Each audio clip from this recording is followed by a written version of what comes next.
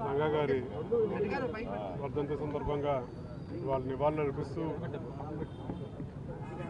ప్రాంతాలకు అతీతంగా కులాలకు అతీతంగా ప్రతి ఒక్కళ్ళు ఆయన్ని ఒక ఆరాధ్య దేవుళ్ళలాగా కొలుస్తున్నారు.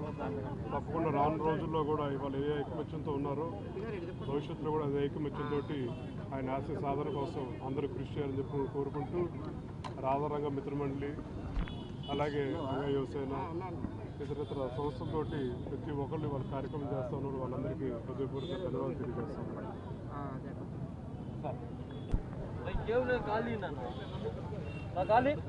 వంగవీటి మోహన్ రంగా గారు ఉన్నప్పుడు ఎన్నో కార్మిక సంఘాలు పేదలు కులాలకు అతీతంగా మతాలకు అతీతంగా పేదల గుండెల్లో జీవించిన వ్యక్తి వంగవీటి మోహన్ రంగా గారు.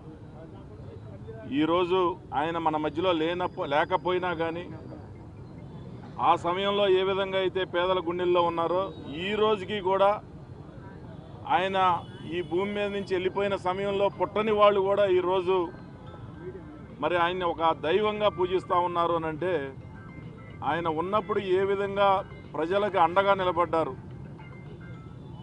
కులాలకు అతీతంగా మతాలకు అతీతంగా ప్రజల్లో గుండెల్లో ఉన్నారో ఈరోజు ప్రజల్లో ఈ రోజుకి కూడా అనేక చోట్ల ఆయన విగ్రహాలు ఆవిష్కరిస్తూ ఉన్నారు అని అంటే ఏ విధంగా ఆయన యొక్క మరి స్మృతులు ప్రజల మధ్య ఉన్నాయో. కొంతమంది స్వార్థం కోసం ఆయన ఆశయ సాధన కోసం పోరాడుతున్న సమయంలో కొంతమంది స్వార్థ శక్తులు ఆయన ప్రాణాలు బలిగొన్నారు. ఈరోజు ఆయన మన మధ్య లేకపోయినా ప్రజల గుండెల్లో పేద ప్రజల గుండెల్లో సజీవంగా నిలిచి ఉన్నారనటానికి ఇదే ఉదాహరణ. తప్పకుండా మేమందరం కూడా మరి ఎప్పుడు ఆయన ఆశయాలు ప్రజల్లోకి తీసుకెళ్ళడానికి ముందుంటామని ఈ సందర్భంగా తెలియజేస్తూ ఆయనకి ఘనంగా నివాళులు అర్పించడం జరిగింది.